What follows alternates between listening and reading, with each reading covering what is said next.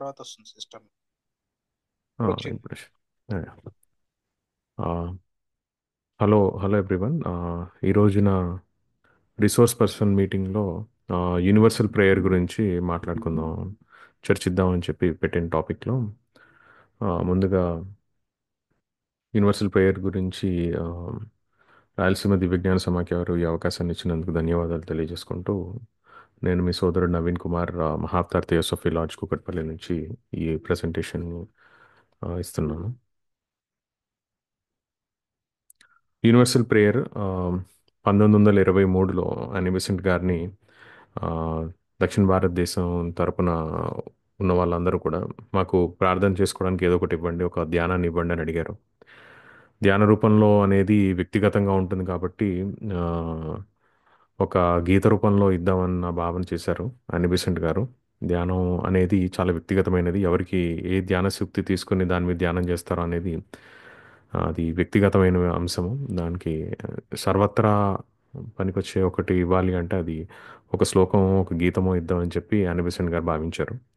అలా భావించి ఆ, ఆ, అనిబెసెంట్ గారు కూర్చున్నప్పుడు ఆ, అనుకోకుండానే తనకు స్ఫురించినటువంటి ఒక వాక్యము, స్ఫురించినటువంటి వాక్యాలే మనకిప్పుడు ఆ, సార్వత్రిక ప్రార్థన, యూనివర్సల్ ప్రేయర్గా ఉంది. అదే మనకి O hidden life vibrant in every atom, O hidden light shining in every creature, O hidden love embracing all in oneness, may all who feel themselves as one with thee know they are therefore one with every other అని ఒక ప్రార్థన ఇచ్చారు. దీన్ని కొందరు అక్కడక్కడ కొంత ఆ, మార్పులు చేయడం జరిగింది. ఆ, అయినా కూడా ఇది ఒక ప్రార్థనా గీతంగా ప్రతి లాడ్జ్ మీటింగ్కి ముందు లేదా సభ్యులందరూ కలుసుకునే ముందు చేసే ఒక ప్రార్థనా గీతంగా మారింది. ఇది ప్రార్థనా గీతమే కాదు, ప్రార్థనా మంత్రం అని కూడా అనొచ్చు. దీన్ని ఒక ఇన్వొకేషన్, ఆవాహనగా కూడా మనం భావించవచ్చు. అలా ఒక ఒక మంత్రము, ఒక ఆవాహనకి 1923లో పునాది పడింది. అటువంటి ఒక యూనివర్సల్ ప్రేయర్ ప్రతిసారి చేస్తూ చేస్తూ ఉంటూ అదొక మెకానికల్గా అయిపోయిన పరిస్థితి ఏర్పడింది.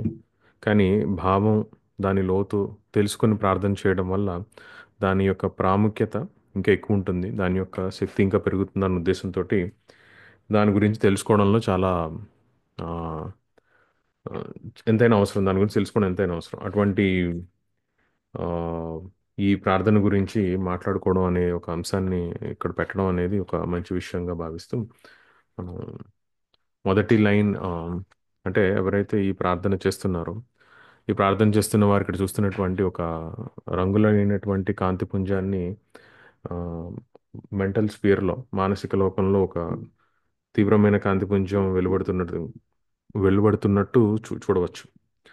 అది కనిపిస్తుంది కాబట్టి ఆ, ఏ వ్యక్తి ఆ, తను వ్యక్తిగతంగా చేసినా కూడా, సభ్యుడే వ్యక్తిగతంగా చేసినా, సమూహంలో చేసినా కూడా దాని ప్రభావం మరింత ఎక్కువగా ఉంటుంది. ఇటువంటి ఒక రకమైనటువంటి మానసిక తరంగం ప్రసరిస్తూ ఉంటుంది. అలానే ఎక్కడైతే ప్రార్థన చేస్తారో ఒక శాంతి వాతావరణం చుట్టూ ఏర్పడుతూ ఆధ్యాత్మికత ఆ,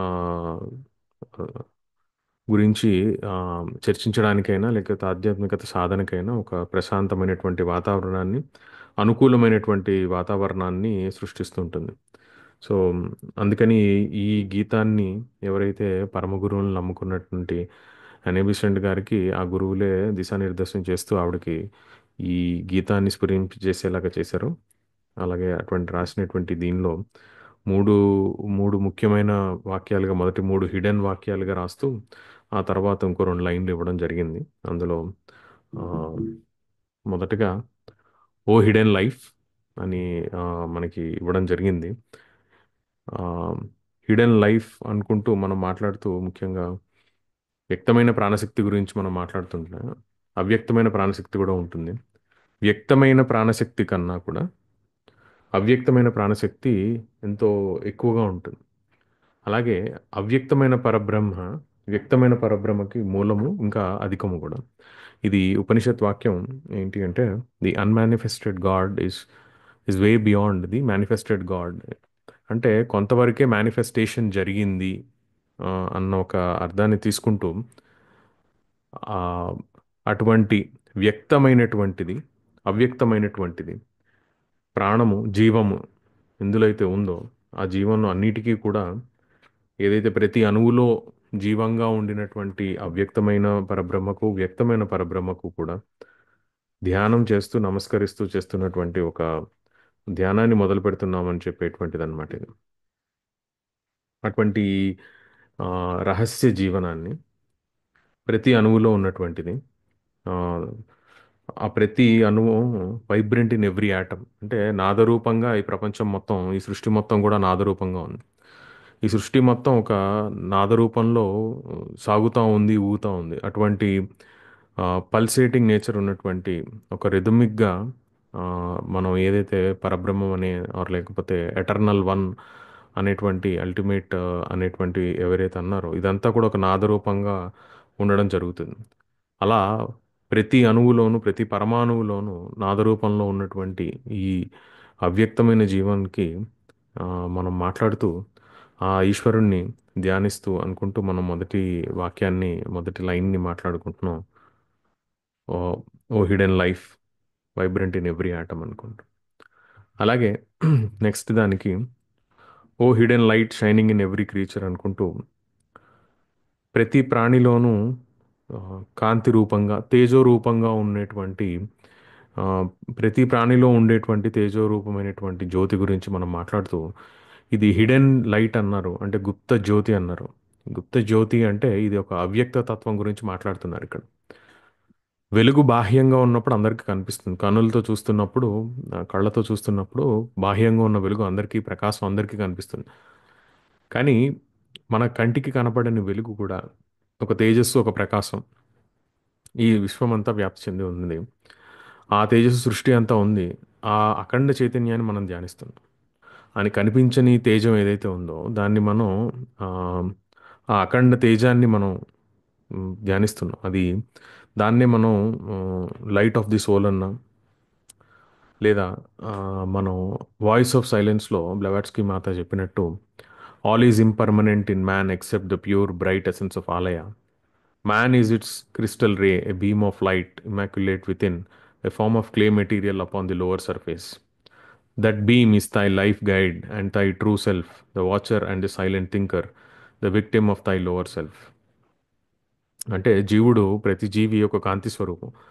ఆ కాంతి స్వరూపం అని ఎందుకు తెలియట్లేదు అంటే మట్టి పదార్థం అన్న విషయాన్ని గ్రహించగలుగుతున్నాడు కాబట్టి, కోరికతో నిండిన మనసుతో చూస్తున్నప్పుడు మనిషి మట్టి పదార్థంగానే కనిపిస్తాడు కానీ కాంతి రూపం అనేది తెలుసుకోనలేడు.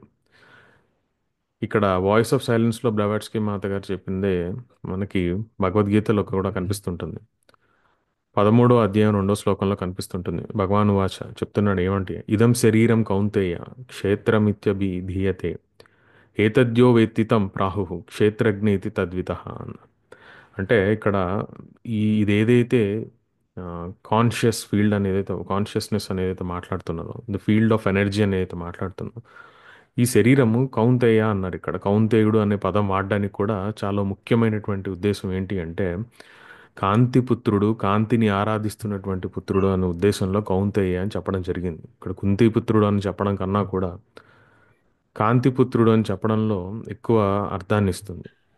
ఇది శరీరం కాదు కౌంతేయ, ఇది కాంతి శరీరము, ఇది కాంతి. ఇక్కడ ఉన్నటువంటి క్షేత్రము ఏదైతే ది ఫీల్డ్ ఆఫ్ కాన్షియస్నెస్ అని మనం ఏదైతే మాట్లాడుతున్నామో ఆ ఫీల్డ్ ఆఫ్ కాన్షియస్నెస్ని పదార్థంగా కాదు, కాంతి జీవంగా, కాంతి పుంజంగా చూడాల్సిన అవసరం ఉంది అన్న విషయాన్ని భగవానుడు గీతలో చెప్పాడు. అలానే ఆ, అదే విషయాన్ని వాయిస్ ఆఫ్ సైలెన్స్లో బ్లవర్స్కి మాత కూడా అలానే చెప్పారు. All is impermanent in man except the pure bright essence of ఆలయ అని చెప్పి అన్నారు. ఇక్కడ అది యూనివర్సల్ సోల్ గురించి, యూనివర్సల్ దీని గురించి మాట్లాడుతున్నప్పుడు అది ఆత్మరూపంగా మనం దాన్ని చూడగలగాలి. ఆ ఆత్మే కాంతి రూపంగా చూస్తున్నాం. ఆ కాంతే మనం చాలా వరకు బుద్ధికి సంకేతంగా మాట్లాడుతూ దాన్నే మనం జ్ఞానం అని కూడా చాలా చోట్ల చెప్పడం జరుగుతుంది. అలాగా O hidden light shining in every creature మనం, మనకి రెండో వాక్యంగా ఆ హిడెన్ లైట్ గురించి మాట్లాడుతున్నారు. ఆ తర్వాత ఓ హిడెన్ లవ్ అనుకుంటూ మనకి ఎంబ్రేసింగ్ ఆల్ ఇన్ వన్నెస్ అని ఇచ్చారు. ప్రేమ సర్వ జగత్తు యొక్క ఐక్యతను పొందుతుంది. అంటే ఈ ప్రేమ అందరినీ సకలంగా భావిస్తుంది. అంటే ప్రేమ అంటే ఏంటి అంటే చాలామందికి సమాధానం కూడా ఉండదు. కానీ ఐక్యతనిచ్చేది, that which combines or that which joins, అంటే భిన్నత్వంగా ఉండేటువంటి కలిపే ఒక ఎంటిటీ, ఒక శక్తి ఏదైనా ఉందంటే దాన్నే ప్రేమగా మనం భావించవచ్చు. అంటే భిన్నత్వంగా ఉన్న అన్నిటినీ కలుపుకుంటూ ఒకటిగా చూపించగలిగే సమైక్యతా భావమే ప్రేమ అని చెప్పి మనం అర్థం చేసుకోవచ్చు. అలాగా పవిత్రమైన ప్రేమ ఎక్కడైతే ఉంటుందో అక్కడ ఏకత్వం దానంతట అదే వస్తుంది. అక్కడ భిన్నత్వానికి చోటు ఉండదు. భిన్నత్వం అనేది పోవాలంటే ప్రేమే సమాధానం. అలాగే భిన్న రూపాల సృష్టి ప్రేమ వల్ల ఏకం అవుతుంది. ఈ సృష్టి అనేక రూపాలుగా మనకు కనిపిస్తున్నా కూడా అది ఏకం అవ్వాలి అంటే ఒకటే ఒక దారి, ప్రేమ, ప్రేమతత్వం. అందుకని ప్రతివారు ప్రేమతత్వంతోనే మాట్లాడడం జరిగింది. ఎవరెవరు మహానుభావులు వచ్చినా కూడా ప్రేమతత్వాన్ని ముఖ్యంగా ప్రాచుర్యంలోకి తీసుకొచ్చారు. ముఖ్యంగా ఈ కాలంలో ఆ, మాస్టర్ క్రైస్ట్ ఆర్ మాస్టర్ జీసస్ని తీసుకున్నా, మాస్టర్ కృష్ణని తీసుకున్నా కూడా అందరూ కూడా ప్రేమతత్వంగానే బోధించే ప్రయత్నంలో ఉన్నారు. ఈ యూనివర్సల్ లవ్ అనే కాన్సెప్ట్ ఏదైతే ఉందో, అంటే ప్రేమను యూనివర్సల్ లవ్గా భావిస్తే ఏదైతే ఉందో, దాన్నే మనం ఏకత్వంలోకి తీసుకొచ్చేందుకు సహాయపడుతుంది. అలాగే ఈ ప్రేమే సర్వ సృష్టికి మూలం. అంటే ఒక దేవుడు సర్వభూతాల్లో ప్రేమ రూపంగా నెలకొని ఉన్నాడు అన్న విషయాన్ని మనం గ్రహించగలగాలి. ఆ, ఒకటే ప్రేమ అనేక రూపాల్లో కనిపిస్తుందన్న భావం ఈ సర్వ సృష్టికి మూలం అదే. ఇందాక మాట్లాడుకున్నటువంటి లైట్ అయినా లైఫ్ అయినా ఏదైనా కూడా ప్రేమతత్వంలోకి వచ్చి ఆగుతుంది కనుక అది యూనివర్సల్ లవ్ అనే దానికి ప్రాధాన్యతనివ్వాలి. ఆ తర్వాత మే all who feel themselves as one with the అన్నప్పుడు ఇందక్కడ చెప్పినటువంటి జీవము, తేజము, ప్రేమ, ఇవన్నీ ఈశ్వరుని త్రిగుణాత్మక లక్షణాలుగా మనం గుర్తించాలి, గుర్తు చేస్తూ ఉంటాయి మనకి. ఈ కోరికతో ఉన్న మనసు ఈ సత్యాన్ని గ్రహించలేదు. ఏదైనా మన కోరికతోనో కామంతో ఉన్నటువంటి మనసు ఈ వీటన్నిటిని గుర్తించలేదు. అలానే ఏదైతే ఈ ఏకత్వం గురించి మాట్లాడుతున్నామో దాని గురించి ఆ, మనకి ఇష్టమైనటువంటి వారినే మనం ఆ, ఏకత్వంతో ఉంటాం. అంటే నాకు ఇష్టమైనటువంటి వస్తువులో, నాకు ఇష్టమైనటువంటి మనుషులో ఉంటారు కాబట్టి వాళ్ళని నేను ఏకత్వంగా భావిస్తాను. నాకు ఇష్టం లేనటువంటి, నాకు ఇష్టమైనటువంటి వ్యక్తులందరినీ కూడా, నేను ద్వేషించే వ్యక్తులందరినీ కూడా నేను దూరంగా పెట్టి భిన్నత్వంగా చూస్తాను. వాళ్ళు వేరు, నేను వేరు అని చూస్తాను. కానీ అందరం ఒకటే అనే భావన నాకు ఇష్టం లేని వాళ్ళ దగ్గర ప్రదర్శించు, నాకు ఇష్టమైన వాళ్ళ దగ్గర మాత్రమే ప్రదర్శిస్తాను. అటువంటి అంశాలు ఇక్కడ పనికిరావు. అటువంటి అంశం ఇక్కడ పనికిరాదు. ఎందుకంటే సర్వం ఒకటే చోట నుంచి వచ్చారన్న విషయం అర్థమైనప్పుడు, సర్వం ప్రేమమయంగా ఉన్నటువంటి ఒకటే ఆ, ఏకత్వం నుంచి వచ్చారనుకున్నప్పుడు ఇటువంటి భిన్నత్వపు ఆలోచనలు, ఇటువంటి భిన్నత్వం ఏదైతే మనసు ప్రదర్శిస్తుందో అది పనికిరాదు. అది పనికి రాకూడదు. అది దానివల్ల ఎటువంటి పురోగతి ఉండదన్న ఉద్దేశంతో మే all who feel themselves as one with the, అందరితో తాను అని అనుకున్న భావన వచ్చినప్పుడే మనకి అది ఉపయోగపడుతుంది. అలాగే ఇదే విషయాన్ని భగవానుడు గీతలో 7వ అధ్యాయం 19వ శ్లోకంలో బహూనాం జన్మనామంతే జ్ఞానవాన్ మాం ప్రపద్యతే వాసుదేవ సర్వమితి సమహాత్మ సుదుర్లభ అన్నారు. అంటే ఎన్నో జన్మల నుంచి సాధన చేసినటువంటి వాడు అర్థం చేసుకున్నటువంటి విషయం ఏంటంటే సర్వం భగవంతుడే అన్న విషయాన్ని గ్రహించగలుగుతాడు. ఎన్నో జన్మల సాధన చేస్తూ సుదుర్లభ, కుదరనిటువంటి చాలా కష్టమైనటువంటి సాధన చేస్తూ మహాత్ముడు ఏం గ్రహిస్తాడు అంటే వాసుదేవ సర్వమితి అని గ్రహిస్తాడు. అంతా ఆయనే అన్న విషయాన్ని గ్రహిస్తాడు. అలాగే ప్రతి దానిలో ఉన్నదే ఆయన అని తెలుసుకుంటాడు. దేవుడు ఎక్కడో ఉన్నాడు, దేవుడు విశ్వవ్యాప్తమైనటువంటి వాడని కాకుండా ఉన్న ప్రతి దానిలో ఉన్నది భగవంతుడు అన్న విషయాన్ని గ్రహింపగలగడమే వాసుదేవ సర్వమితి అన్నారు. వాసుదేవ సర్వమితి అనేదే మన ఆ, భాగవతానికి ఆ, మూలమైనటువంటి ముఖ్య ఉద్దేశం, మూలమైనటువంటి ప్రిన్సిపల్ ఏదైతే ఉందో అదే అదే ఇది వాసుదేవ సర్వమితి. అందుకనే భక్తులకి భగవంతుడికి భేదం లేదన్న ఉద్దేశంతో భక్తుల కథలు భాగవతంలో విడిచిపెట్టారు. అంటే కనిపిస్తున్న ప్రతి వ్యక్తిలోనూ నిన్ను పీడించేవాడు, నిన్ను బుజ్జగించేవాడు, ఇద్దరిలో ఉన్నది ఒకటే భగవానుడు. నిన్ను బుజ్జగిస్తున్నటువంటి వాడు నీలో ఉన్నటువంటి ఆ, మంచి కర్మ, నిన్ను ఏడిపిస్తున్నటువంటి వాడు, పీడిస్తున్నటువంటి వాడు నువ్వు చేసుకున్నటువంటి చెడ్డ కర్మే తప్ప భగవంతుడు అన్ని రూపాల్లోనూ ఒకే రకంగా మన చుట్టూ ఉన్నటువంటి పరిస్థితుల ద్వారా ఆ, వస్తున్నాడు, రాబడుతున్నాడు అన్న విషయాన్ని మనం ఈ విషయంలో తెలుసుకోగలుగుతాం. అదే భాగవతం యొక్క ముఖ్య ఉద్దేశం. అదే ఈ ఆ, భగవద్గీత యొక్క శ్లోకంలోను ఉంది. అదే దాన్ని మనం ఈ యొక్క లైన్లో ఎంతో గొప్ప జ్ఞానం ఉన్నటువంటి సారమైనటువంటి విషయాల్ని ఒక చిన్న లైన్లో మహాత్ములు అనిబిషన్ గారికి స్ఫురణ ద్వారా ఈ సంకేతాన్ని ఈ విషయాన్ని తెలియజేశారు. అలాగే last line, know they are there for one with every other. ఎవరైతే ఈ జీవము తేజము ప్రేమ నీతో ఐక్యం, ఎల్లవారితో ఐక్యం, ఏకత్వ అనుభూతి హృదయంలో పొందాలి. అందరూ సమానమైనటువంటి విషయాన్ని హృదయంలో పొందాలి.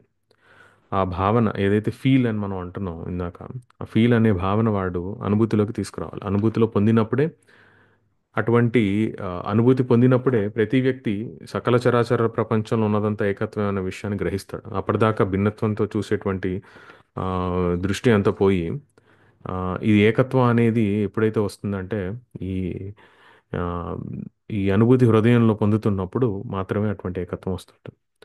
అలాగే ఆ, ఎప్పుడైతే ఈ భావన కలుగుతుందో అప్పుడు ఆత్మ, బుద్ధి, మనస్సు అన్నీ వికసిస్తాయి. అప్పుడు వికసించినప్పుడు తన ఆధ్యాత్మిక పురోగతికి ఏ విధంగా అయినటువంటి విషయాలైనా కూడా తనకి చాలా ఆ, సహాయపడుతూ ఉంటాయి. ఎవల్యూషన్లో ముందుకెళ్ళే విధంగా ఆ వ్యక్తికి, ఆ సభ్యుడికి సహాయపడుతూ ఉంటుంది. అలాగా ప్రతి వ్యక్తిని, ఆ, ప్రతి ప్రాణికోటిలో ఉన్నటువంటి ప్రతి దానిని కూడా, అలాగే ప్రతి అణువులో ఉన్నటువంటి ఆ, తేజమైనా కూడా, జీవమైనా కూడా, ప్రేమ అయినా కూడా, ఏదైతే అన్నీ ఉన్నాయో అవన్నిటినీ కూడా ఒకటే అన్న ఏకత్వ భావం తీసుకురావడమే ఈ ప్రేయర్ యొక్క ముఖ్య ఉద్దేశం. ఇంతకన్నా గొప్ప ప్రేయరు, ఇంత చిన్న ప్రేయరు ఇంతకన్నా గొప్పగా ఎవరు రాయగలుగుతారు? ఇంత జ్ఞానాన్ని ఒకే 4-5 లైన్‌లో ఇమిడ్చగలడం అనేది ఒక గొప్ప ప్రక్రియ. అలాగే ప్రతి సభ్యుడు ఎప్పుడైతే వ్యక్తిగతంగా చదువుతాడో ఇందాక చూపించినటువంటి ఒక కాంతిపుంజం వెలువడుతూ ఈ చుట్టుపక్కల వాతావరణాన్ని ప్రశాంతంగా చేస్తూ శాంతిని వ్యాపిస్తూ ఒక మెంటల్ స్పియర్లో ఒక తేజస్సుని వెలువడిస్తుంటుంది. అలా సమూహంగా పఠించినప్పుడు ఇంకా అత్యద్భుతమైనటువంటి ఆధ్యాత్మిక వాతావరణం ఏర్పడుతుంది. ఎప్పుడైతే ఒక లాడ్జ్లో అందరూ కలిసి ఇదే ప్రార్థన అందరూ కలిసి ఒకేసారి చేయగా ఒక మంచి వాతావరణం చుట్టుపక్కల ఏర్పడుతూ తర్వాత స్టడీకి, ఆ తర్వాత అక్కడ చేసేటువంటి కార్యకలాపాలకి ఎంతో అనుకూలమైన వాతావరణాన్ని సృష్టించేలా చేస్తున్నాను. అటువంటి ప్రేయర్ గురించి మనం ఈ రోజున మాట్లాడుకున్నాం. ఆ, ఈ అవకాశాన్ని ఇచ్చినందుకు చాలా ధన్యవాదాలు. థ్యాంక్ యూ నవీన్, చాలా క్లుప్తంగా ఇంకా వివరంగా బాగా తెలియజేసినందుకు. నెక్స్ట్ గీతారాధిక గారు ఉంటే, గీతారాధిక గారు లేదంటే ఎవరున్నా కానీ వాళ్ళ స్క్రీన్ షేర్ చేసి వాళ్ళని మాట్లాడాల్సిందిగా కోరుతున్నాను.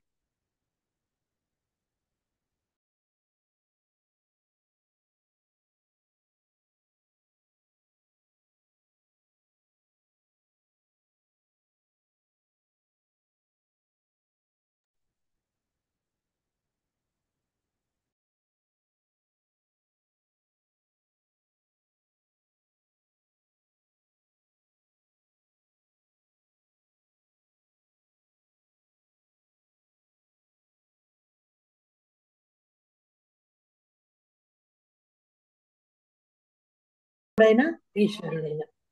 కాబట్టి మీరు చాలా బాగా ఈ ప్రేమతత్వం అనేది మాత్రం నాకు చాలా బాగా నచ్చింది. ఏకత్వంలో అన్ని అలా లోపలికి పోతే ఇదే ఒక పెద్ద సబ్జెక్ట్ అవుతుంది నవీన్ గారు. ప్రేయరే ఒక పెద్ద సబ్జెక్ట్ అయిపోతుంది మనకు. అవునండి, అవును, ఆ అవును. చాలా బాగుంది. Very nice. ధన్యవాదాలు. ధన్యవాదాలు.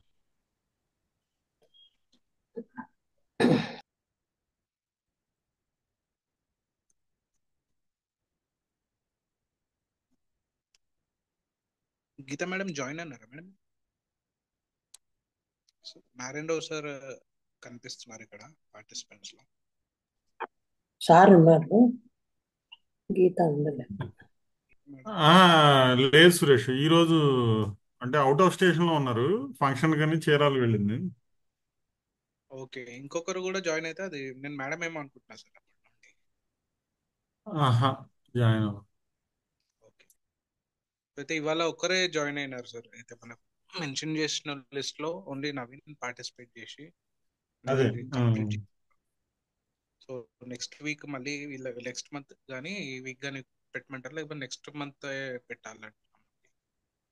ఇంకా 4 మెంబర్స్ జాయిన్ అవ్వలేదు ఇవాళ.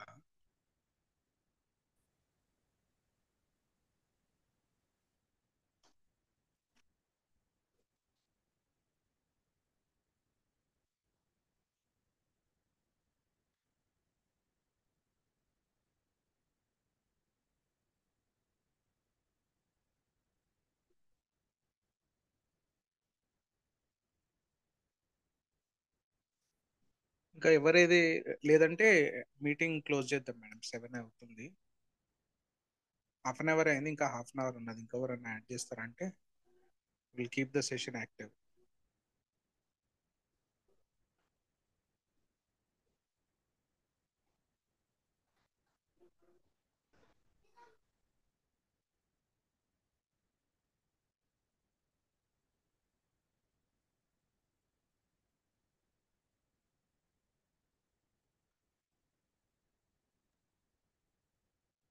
ఇది సురేష్, ఇది sir not only the speakers, other all people should they join. అట్లాగా అంటే ఇప్పుడు స్పీకర్స్ మాట్లాడేది మనందరం వినాలి. అట్లాగే లాస్ట్ వీక్ జాయిన్ అయిన వాడు కూడా, మాట్లాడిన వాళ్ళు ఈసారి జాయిన్ కావాలి. See we're all working as one team.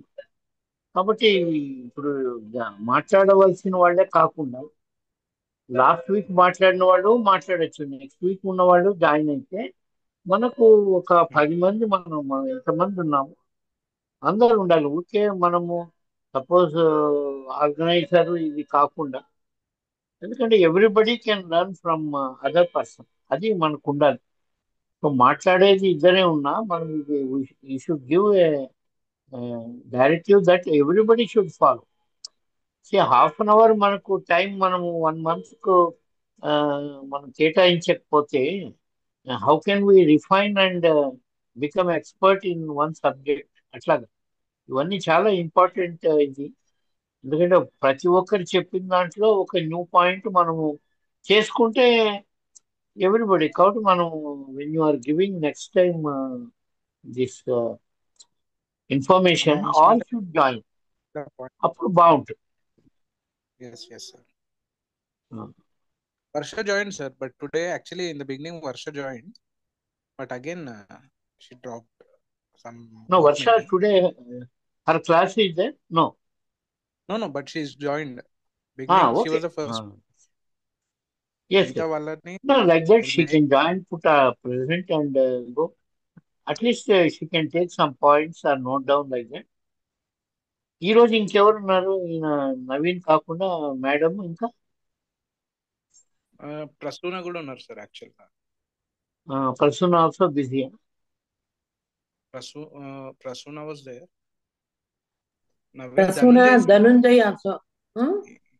Join అవుతా అని అన్నారు ఆ రోజు, చెప్పినారు నాకు. ధనుంజయ్ కూడా జాయిన్ అవ్వలేదు. Dhanunjay was positive actually this week. నేను కాల్ చేశాను 2-3కి, వీళ్ళే రిసోర్స్ పర్సన్, ఎవరు లిఫ్ట్ చేయలేదు, అందుకే నేను జాయిన్ అయ్యాను.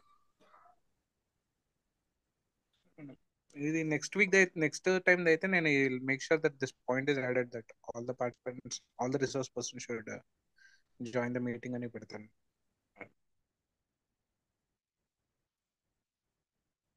So shall we conclude then?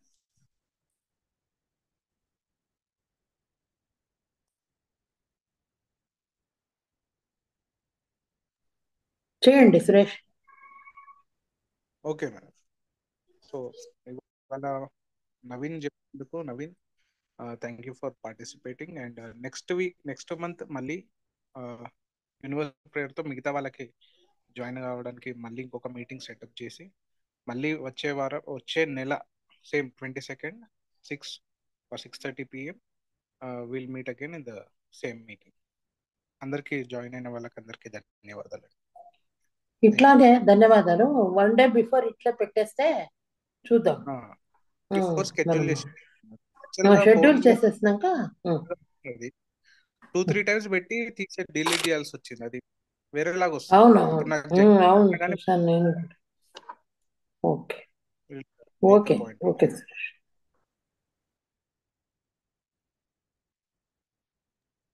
Thank you.